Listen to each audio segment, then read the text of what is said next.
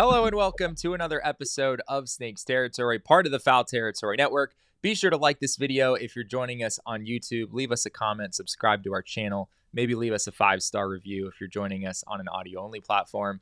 My name is Jesse Friedman, as always joined by Jack Sommers. And Jack, it has been an off-season with lots of talk of reunions for this Arizona Diamondbacks team. Of course, they actually had a reunion happen with Merrill Kelly. There have been lots of Paul Goldschmidt rumors, and now most recently, Zac Gallen potentially returning to the Diamondbacks. There have been several reports on this. Certainly, I don't think we ever expected Gallen to return to the Diamondbacks when he hit free agency, but we've also seen this team be opportunistic, Jack, when opportunities have presented themselves, when markets have not developed the way that we expected. Maybe that could play out again here.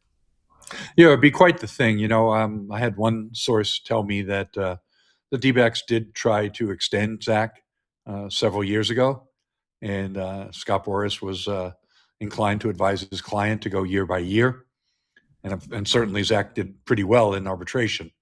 Just unfortunately, his platform year heading into free agency was the worst year of his career, and it's really hurt him and hurt his market, as you know, and combined with that, of course, is the qualifying offer.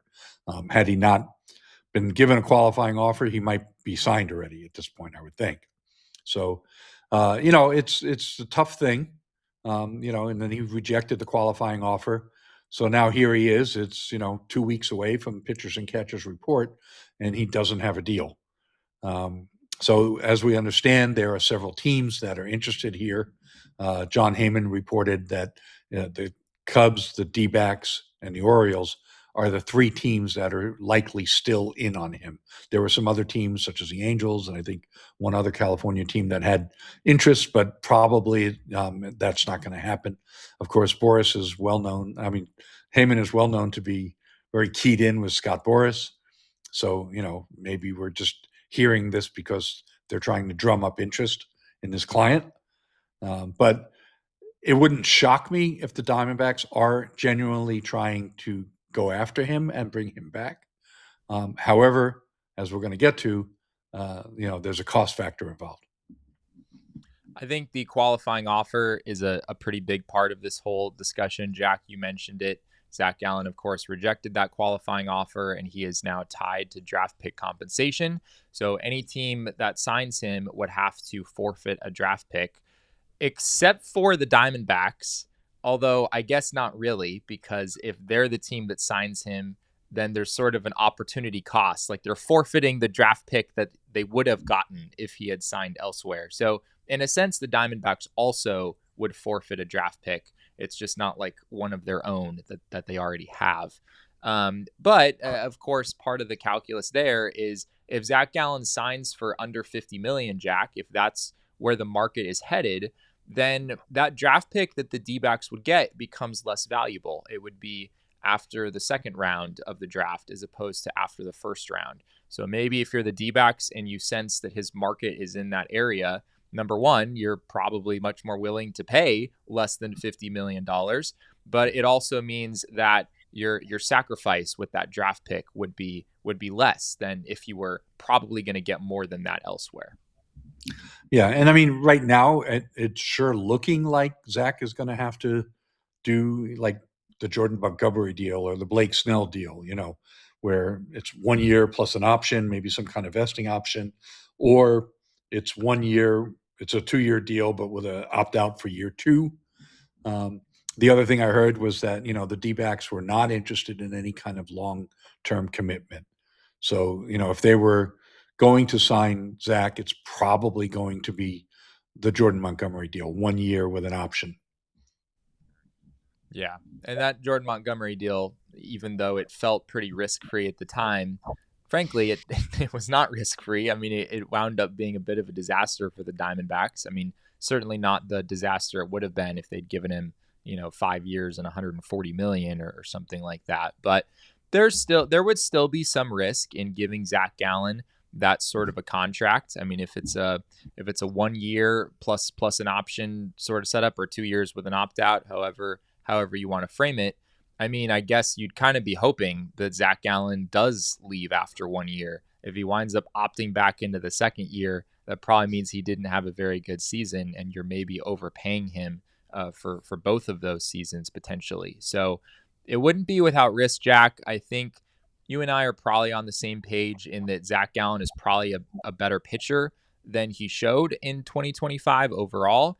I mean, I'd certainly expect him to be better than a 4.83 ERA, but do I expect him to be a 3.5 ERA or a low 3 ERA? I'm not sure I could really put my baseline expectation there. Like, it's possible, I could see it happening, but given the way his career has trended the past few years, it feels like this is more of a league average innings eater at this point. Yeah, I mean, he's right on the cusp. I mean, basically, if you look at what you could expect the next 3 years, right? You can't just say, well, he's been healthy, so there's not going to be any injury. If you're looking out the next 3 years, you have to include some level of injury at some point, costing him time. Where, hopefully it's not one of those, worst case scenarios where you miss a whole year. But at the same time, you can't just go out and say, well, he's been this healthy for the last number of years. So let's just multiply times 3 and say, yeah, he's going to give them 540 innings over the next 3 years. I think you can only really project like 450, 480 at most. So depending on the level of run production, I mean, what are we talking about? We're probably talking about 4 or 5 WAR over the span of 3 seasons. I don't think it's going to be 6 or 7 even. So that kind of puts you in that like 44 to $55 million range. So obviously you're right on the cusp there. I think Zach should be getting at this point, probably. I originally coming into the season off season, I thought he would get 480. 4 years, $20 million. That's clearly not happening. So, maybe some teams will give him a 3rd-year commitment and go like to 3 and just over 50. The other point, is can the D-backs afford this? Yeah. I mean, I don't understand how they can afford it. If you go back to October 9th, I wrote an article explaining how much I thought the D-backs had to spend. And basically I took a look at the snapshot of where they were at that moment, what their commitments were, how many arbitration players, et cetera, like everything I do. And, that number I think at the time was about 143. And my starting point for last year's opening day was about 190. And I said, basically if they're reducing $10 million and that's all they're reducing, then they can spend up to $37 million more. If they're reducing $20 million, they can spend about $27 million more. Well, right now we're at $171 million. Right, so 143 plus what they've spent so far, 171. Basically, what I'm saying is I was kind of spot on, unless Ken says, "Oh, screw it, we'll spend $20 million for Zach and put the payroll back up over 190." I don't think they're going to do that. I don't see how the money could possibly work. So I think the only way that they can bring Zach back is not only the Montgomery deal, but maybe even a deferment in there as well. And I don't know if he's going to accept that, and would he have to? So I would not expect the D-backs, as you just saw, 171 there at the bottom line. I would not expect it to go up over 180.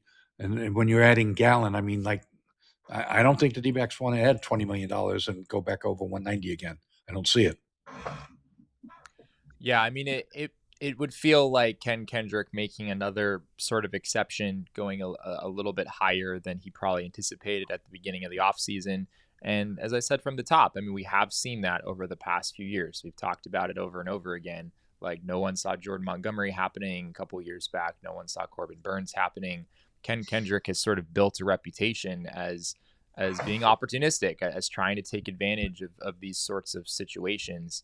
But yeah, I mean, I can't imagine it being like 2-32 with an opt out or something. Like, Zac Gallen, I think, is a well respected pitcher enough that he could at least get about $20 million a year on a contract that's that short term. So I think it would be another situation, Jack, where it's not really, it wouldn't really make sense with the math, but it would just be Ken stretching a little bit above what he expected.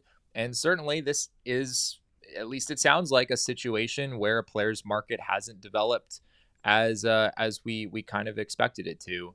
And we know that Scott Boras and Ken Kendrick, they have a sort of relationship that's developed over the years. And maybe Scott calls Ken once again while Mike Hazen is on vacation, and the rest will be history.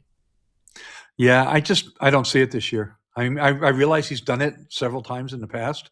I Yeah. just don't see it this year because my understanding is they lost money after 2 straight years of not making the postseason. They lost money this past season, and so I don't think they're willing to actually do that. So I'm color me skeptical. It's not a zero chance that Ken does it again. Okay, I'm not saying that it's impossible, um, but I'm much more skeptical of it than you perhaps or most people that he's willing to go there. Yeah, I think I'm pretty skeptical as well. I think this Diamondbacks team is just in a what feels like a different place than they were when they did the Montgomery thing and when they did the Corbin Burns thing. Not that the 2026 D-backs couldn't come out and be better than people expect and make the postseason. I think it's possible. But as we've said so many times, like having a quarter of your payroll on the injured list for a substantial period of the season is a really tough place to start. I think last year there was a lot of optimism about the team after winning 89 games. You figure you add Corbin Burns and boom, you're in the 90s. You feel confident you're going to make the postseason. And certainly Jordan Montgomery coming off being in the literal World Series, like it was easy to be bullish about this team at that point too, with a lot of young players. This year, Jack, again, the D-backs are clearly trying to be competitive. They're not throwing in the towel on 2026, but is this a year where your owner is gonna really try to stretch to make this work, and like we feel like we got a chance, let's just go for it? I don't think the pieces fit together quite as well. Yeah, I believe that's the case here, but we'll have to just let it play out. I think they still have other holes, including the bullpen, to fill, and we'll see how they work on that.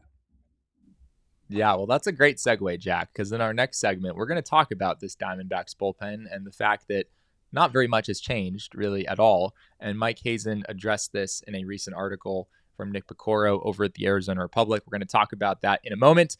But first, real quick, we'd really appreciate it if you would like this video. If you're joining us on YouTube, it also helps us out a lot if you would subscribe to our channel. While you're at it, maybe hit the bell so you get notifications and never miss an episode of the show. If you're joining us on an audio only platform, it also really helps us out if you'd consider leaving us a 5-star review. And as always, leave us a comment if you're joining us over here on YouTube. I very much appreciate how active all of you are in commenting and interacting with us. We really enjoy it on our end. So keep up the good work on that front. Well, Jack, once again, this Diamondbacks bullpen, it looks a whole lot like the bullpen that they ended the 2025 season with. And Mike Hazen addressed this in a recent interview with Nick Picoro over at the Arizona Republic. Here's a quote from that story. Mike's overall narrative was basically like, yes, we had interest in some of the high leverage relievers, and we could have gone in that direction. But here's what he says: walking into the season with 3 starting pitchers, that would have been a problem. As far as the talent that I have right now at the major league level and sub major league level, we have a group of really good arms. Some of them are going to emerge as really good bullpen pieces. We don't have a lot of guys ready to step into our rotation. If I had spent $15 million on one of those good bullpen arms in free agency, I wouldn't have Merrill Kelly.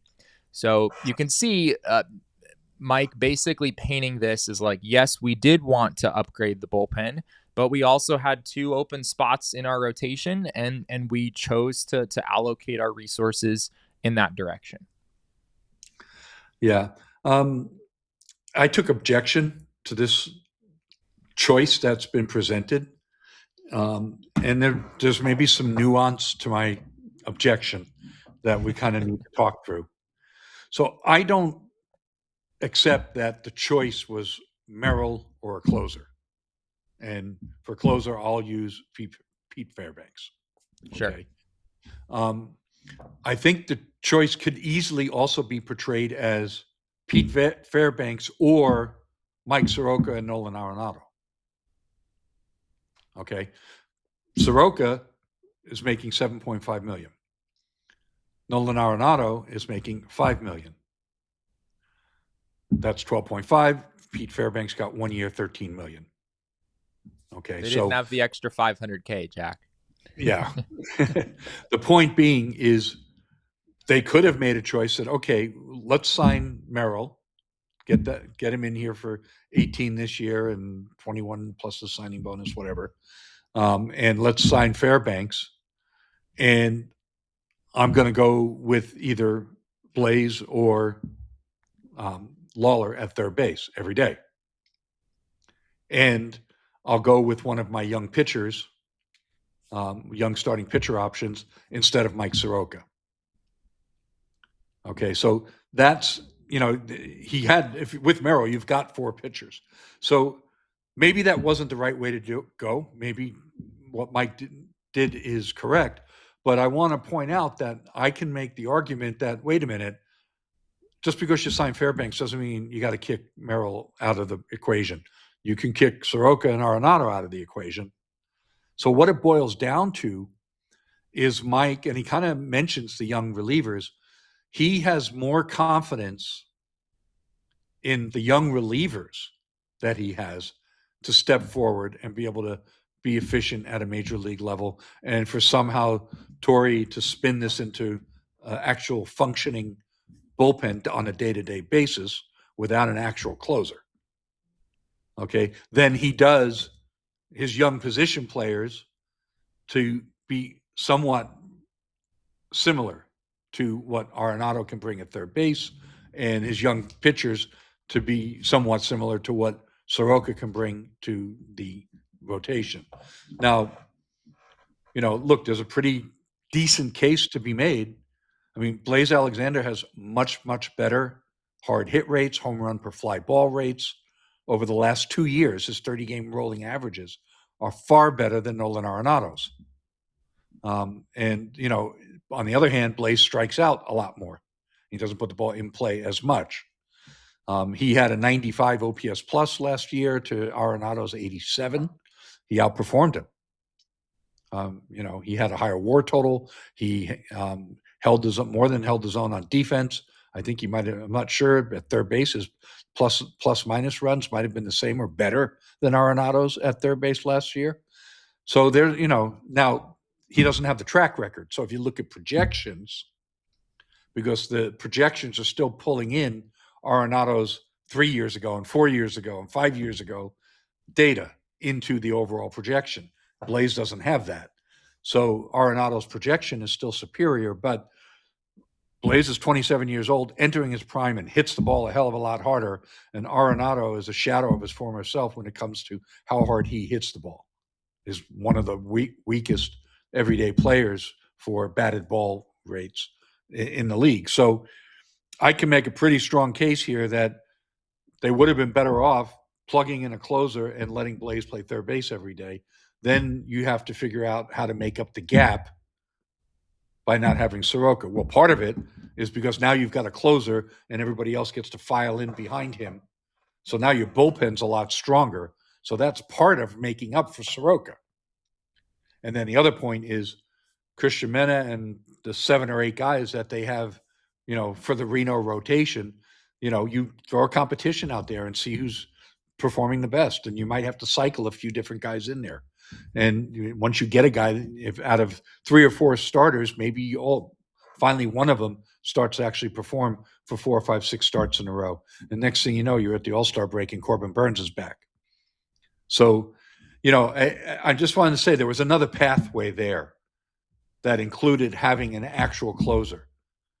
And Mike saying that the only choice was either Merrill or a closer, Fairbanks, I reject that. He had other choices.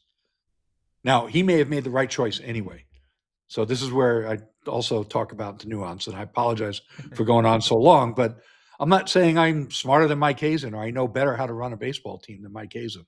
but it's not impossible that I could be right about one thing and he was wrong about that same thing.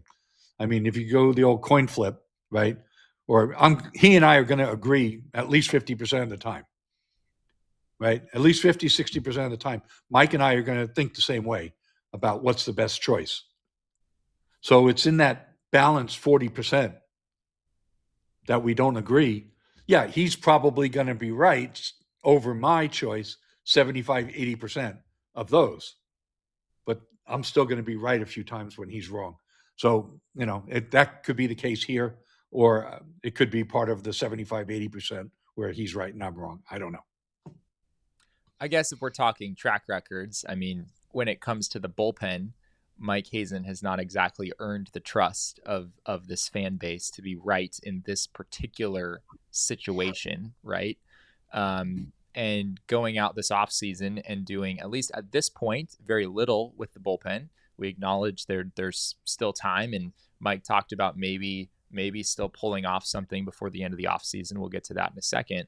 But yeah, I mean, this has been an area of struggle for the D-backs for years, and there is something bizarre about Mike Hazen acknowledging that, and yet also not, just not caring that much, at least when it came to his actual decision making. Like, clearly it is an issue that he's identified, but he does not view it as being an absolute necessity for this team going into 2026, at least not in the way that I think a lot of fans probably feel. Like, you ask any Diamondbacks fan over the offseason, like, what did the team have to do? Well, probably everyone is going to agree, like, they have to fix the bullpen. And that's just not the way that Hazen has approached the offseason. Maybe this is semantics, Jack. I am always cognizant, as someone who's not a major league general manager and never will be, most likely a big league general manager. You don't get to plan out your whole offseason like in a vacuum, where you can flip all the switches on that you want and flip off all the ones that you like. You don't get to make all the decisions at one time. And the Diamondbacks signed Michael Soroka really early in the offseason. Like, they had, for whatever reason, and again, it doesn't mean it was the right decision, but they had identified really early on that Soroka was someone that they wanted, and they got that out of the way. I know a lot of the relievers moved early, but I think they got that out of the way before Pete Fairbanks and a lot of the other relievers signed. So maybe that's what Mike is referring to there, that, like, we'd already decided Soroka, like, for better or worse, that decision was already made. And so at that point, it became either it's Merrill Kelly or it's Pete Fairbanks. Like, there wasn't a way to get both of them. But again, I mean, even if that is the case, it doesn't mean it was the right decision. I'm really curious what people think in the comments, like the Soroka plus Arenado versus Fairbanks question. Like, that's fascinating to me. I think you could make a strong case either way. Yeah. And I mean, you're right. I meant to actually bring that up, that, the sequencing of events certainly could impact. So, another way to put that, though, is he boxed himself into a corner. Yeah. That is very fair.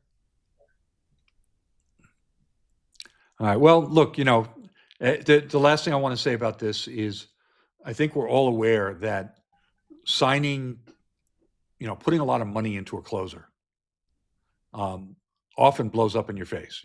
We see it all the time, but it is also often successful. And, you want to talk about, Mark Melancon. I mean, that's your biggest investment in a closer. Yeah. And it didn't work out well, although he was like 18 for 21 in saves, something about extra innings and the 10 losses, whatever.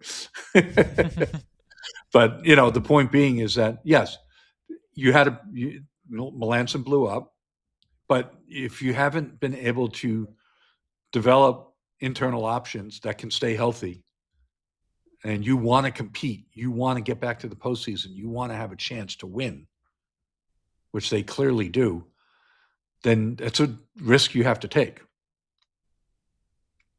It's just a necessary risk. It's not a fun risk. It's not a comfortable risk by any means. But when year after year, you're not executing at that level, Just give Torrey a closer. He wants a closer. Give him a closer. It's interesting how, despite the struggles over the years, like you can understand the conventional wisdom, like, yeah, don't spend a whole bunch. If your budget is limited, don't spend a whole bunch of money on relievers because they're only pitching one inning anyway, and they're so volatile year to year. But yeah, I mean, it's pretty clear, Jack, that like the Diamondbacks calculus on that has not changed. Like they still don't view those big money relievers as being worth the risk that would come with that. It feels like the plan once again is, let's try to get to the trade deadline, and if we're in it at the trade deadline, if we're in the mix, then sure, we'll go trade for a Paul Sewald type. Like we'll try to fix it and piece it together at that point. And of course, AJ Puck and Justin Martinez could maybe factor into the discussion there as well. So yeah, we'll see if it works out for him. The last thing that I'll say on this is going back to Nick's story. In Nick's story, Hazen noted that the Diamondbacks are still looking to add to the bullpen. Here's another Hazen quote. I will just tell you this. The bullpen market isn't done.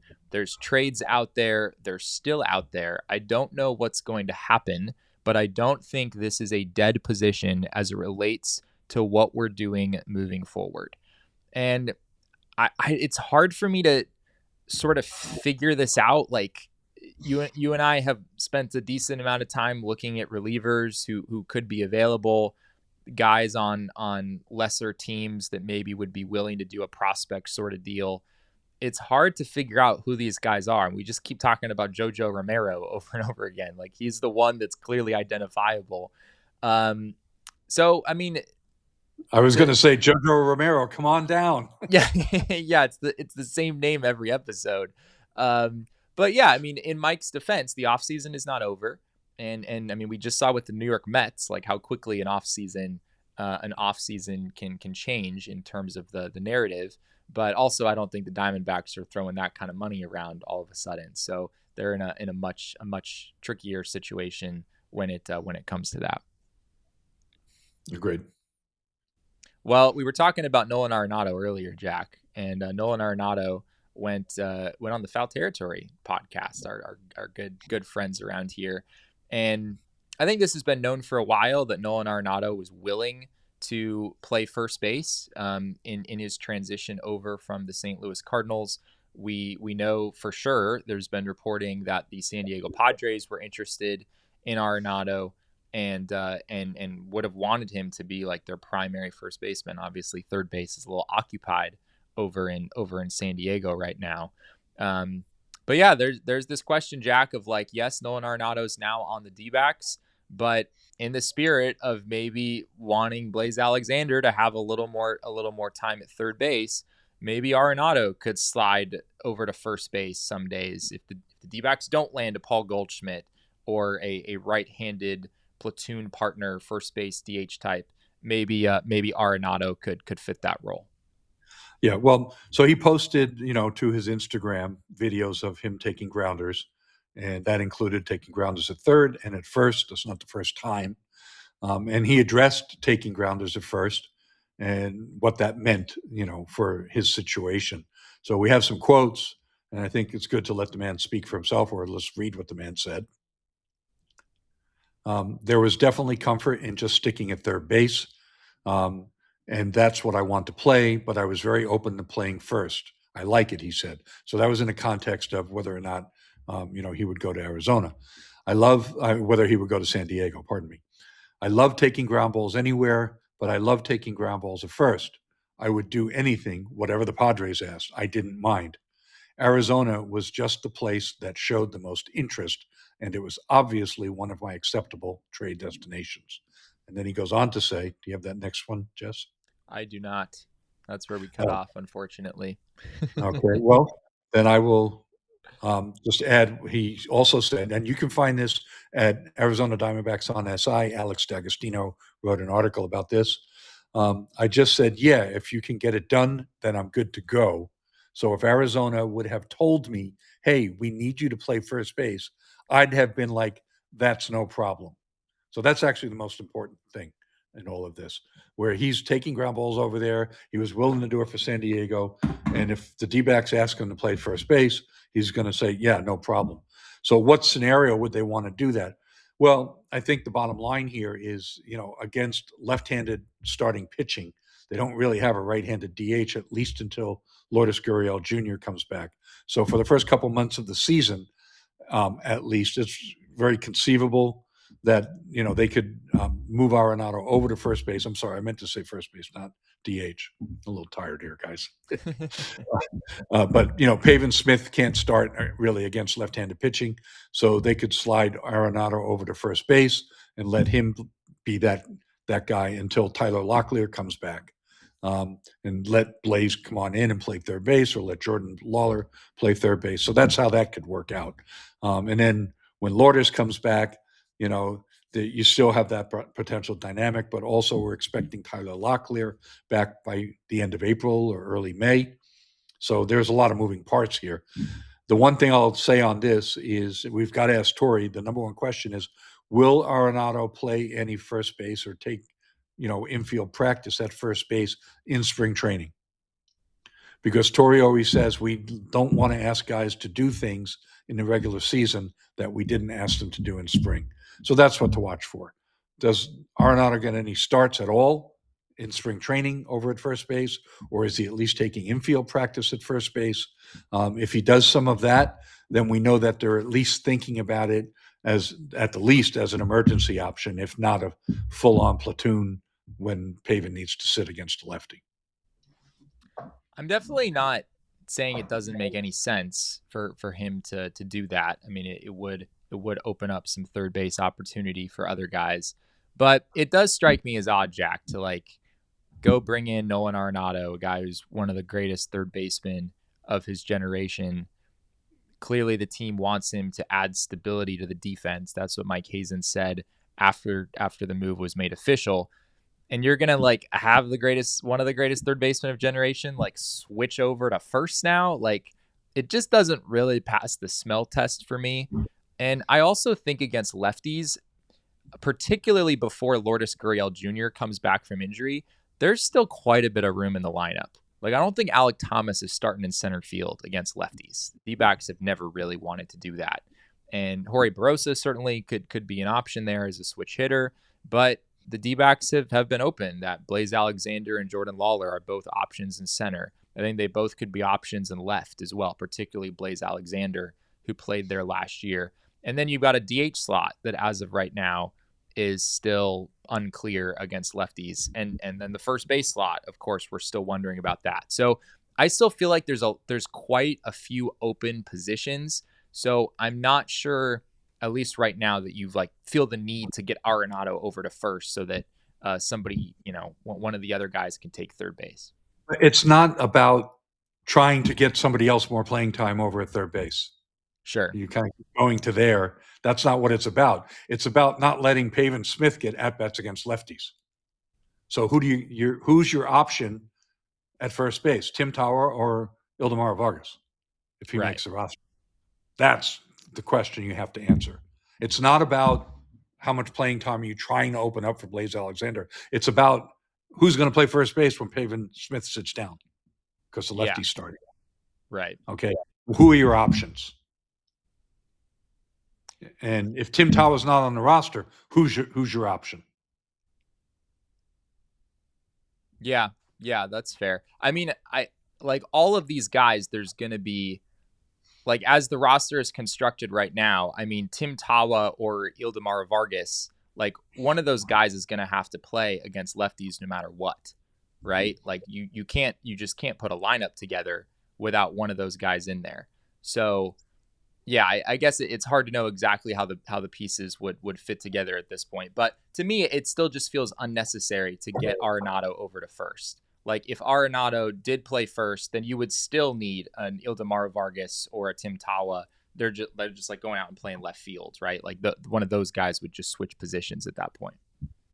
Well, just for the record, I mean, I keep a sheet where I update and I put, I assign playing time versus I break it out by left and right. And I only have Arenado making 10 starts at first base. It's not like I'm Yeah. making him first baseman, or he's going to get 50 starts at first base. I have him getting 10. Yeah. So, and I'll knock that to zero after we talk to Torrey if he says, no, I'm never going to use him there. But if Torrey says, yeah, we're going to give him some reps at first base and see what that looks like, well, then I'm going to leave that 10 in there and then see how things develop. Versatility can never hurt, right? So I mean, if Nolan Arenado is going to take some grounders at first during spring training, then it at least could be valuable for the D-backs to have the option. Certainly, it seems like he's willing to do that. The other Nolan Arenado news that we want to touch on real quick is that he is planning to participate in the 2026 World Baseball Classic, not for Team USA as he did back in 2023, but for Team Puerto Rico instead. And apparently, Jack, this has been a controversial choice that Nolan Arenado has made. This is a quote from him on Foul Territory. He said, "I had one guy send me a DM of my USA jersey. He threw it in the trash. I'm like, all right." And then I had a couple other people say I'm a traitor. I'm like, listen, I didn't get asked to play for USA. And actually, the USA team, there's only a few guys on that team from the 2023 team. But I'm not too concerned about everyone's feelings. Like I said, this will be the last time I get to do this. And I'm excited to open up in Puerto Rico and help this team win and play with some great players. If we end up playing USA, I think that'd be pretty cool. So yeah, Arenado clearly taking some heat for this, kind of having some fun with it along the way. But he is eligible to play for either Team USA or Puerto Rico from a familial standpoint, and he's switching over. It should be fun to watch. Yeah, I mean, his mom's from Puerto Rico, right? So, that's why he's able to do that, and he's excited to represent his Latin side. He said, I've got the Cuban side, I've got the Puerto Rican side, and obviously my mom, I'm excited. My mom is super pumped. So, he's making his mom happy. He's getting to play. Yadier Molina asked him to play. They joked on Foul Territory, like when Yadi asks you to play, you can't say no. So that's the kind of respect that he commands. They joked around and said, hey, guy's got a neck tattoo. Like, don't mess with him. That's fair. That's a totally reasonable point. So yeah, World Baseball Classic, of course, is shaping up to be pretty epic. I just saw that Christopher Sanchez is lined up to pitch for the Dominican Republic. That roster is looking kind of insane. The Team USA roster, of course, is looking quite good as well. And there's always some other teams that are competitive too. So should be a lot of fun to watch, Jack. Here just a couple months away. Our last topic we wanted to hit on for this episode is the good old fashioned MLB Pipeline Top 100 Prospects list. It has dropped. Baseball America also just released their Top 100 Prospects list. We're not going to spend too much time here, Jack, but it's always interesting. Just get a sense of like where are the Diamondbacks ranking on these lists? How many top 100 guys do they have? And the answer is not many. MLB Pipeline had just Ryan Waldschmidt on their list at number 59. Baseball America had Waldschmidt at 48 and Dante Cunningham. Kason Cunningham. Dante Cunningham played for the Detroit Pistons like 10 years ago or something. My brain is just apparently a mess. Not Dante Cunningham. Kason Cunningham came in at number 97 on Baseball America's list. So not much representation here, Jack, and at least for me that wasn't a huge surprise. Yeah, well, at least Keith Law had Waldschmidt at 34, so that's encouraging. A lot of people kind of make fun of Keith, but he's actually a really good evaluator, and he's a pretty smart guy. So, he's made a few famous flubs, but at the same time, who hasn't when it comes to evaluating prospects, right? But, maybe because the D-backs are just kind of in that in-between spot where, they graduated all their young players, and now they got all these 24, 5, and 6-year-olds in the majors. But, clearly they have a long ways to go as far as rebuilding up the farm system. And most importantly, I mean, when are the D-backs going to have a top 10 or 20 or 30 pitcher? They need a pitching prospect that's going to knock, not just, he could be a decent 4 or 5. I mean, they need a guy that looks like he's got ace or number 2 potential to come out of their minor league system. And right now that guy's nowhere to be found. So Jeremy Bleich is, on board for a reason. He was named the assistant general manager, and he's overseeing, all of the revamp of the pitcher development. And hopefully over the next couple of years, that'll start to bear fruit. I think the team does have several prospects you could see jumping onto the top 100 with a strong season. Granted, I mean pretty much every team probably has these sorts of guys, but it feels like the D-backs have several. Slade Caldwell, I know it was kind of some mixed results for him in his first pro season, but if he can cut down on the swing and miss a little bit, I think the other tools are strong. That certainly I could see that happening. Kason Cunningham, his first full season in the pros, if he comes out and has a good year, could see him showing up on maybe all these lists. Demetrio Crisantis is another name that comes to mind after missing significant time with a shoulder injury last year. If he bursts back on the scene and hits 310 or something like that, as we've seen him do in the past, I think he's close enough to the big leagues where you could see it happening for him. But yeah, pitchers a little harder to say, Jack. I mean, I don't. David Hageman seemed to really raise his stock a little bit down the stretch, but getting to a top 100 list, he's probably a little ways from that. Yeah, it's going to take a massive breakout performance from a Diamondbacks minor leaguer to get into a top 100 by midseason or even at the end of this year. I mean, it's going to take a big move, a big season. And if it's that big a season, they're going to end up, getting promoted to the majors and probably losing their rookie status, which would be great. That's a good problem to have, But the bottom line is there isn't a D-back starting pitcher that's even, within shouting distance of the top 100, and there isn't likely to be within this calendar year. So I think I saw it. I'm forgetting the outlet. There was an outlet. It might have been Pipeline that, or maybe it was Baseball America, that published a list of like guys who could jump onto the list, like are kind of on our radar, even though they're not on it now. I think Hageman showed up on one of those lists. I want to say it was Baseball America, just given the strides that he showed with his breaking pitches down the stretch. Daniel Egan is another name that comes to mind, Jack. I don't think he's like right on the brink or anything, but with a strong season, moving up to the higher levels, like if he goes up and puts up big numbers in Double A and is still missing as many bats as he did in High A somehow, that would be pretty impressive as well. JD Dix is the other name that comes to mind on the position player side. If he goes out and has a really strong year, maybe he's in the conversation next year at this point. Any other? Sorry, what'd you say? He doesn't pitch, but yes, he needs to add a little pop. If he can add a little bit of pop he put a very good OBP. If he can add a little bit of pop to that, then he's going to move pretty quick. Yeah, getting a pitcher on this list would be something the Diamondbacks would certainly help the pitching narratives around this organization for sure. Well, thank you all for being with us on this episode of Snakes Territory. That's all that we have. If you haven't already, be sure to like this video here on YouTube, subscribe to our channel, leave us a comment. We always enjoy hearing from you. And be sure to hit the bell as well so you get notifications and never miss an episode. If you're joining us on an audio only platform, it really helps us out if you'd leave us a 5-star review. A number of you have done that lately, and we read all the reviews. We can see what you're saying. We really appreciate your support. Jack does a great job covering the D-backs over at Arizona Diamondbacks on SI alongside his colleague Alex D'Agostino. We want to shout him out as well.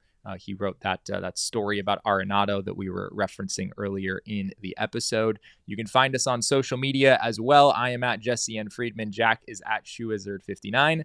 And our show is at Snakes Territory. Jack, any final thoughts here as we say goodbye? I just want to echo the thanks. Our listeners and supporters are just fabulous. I mean, every single kind comment really hits home, and we appreciate them.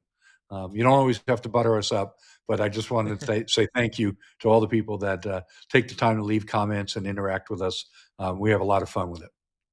You don't have to butter us up, but we kind of like it when you do. So, feel free to keep doing that. Thank you again to all of you for being with us. We really appreciate it. And we'll be back with another edition of Snakes Territory very, very soon.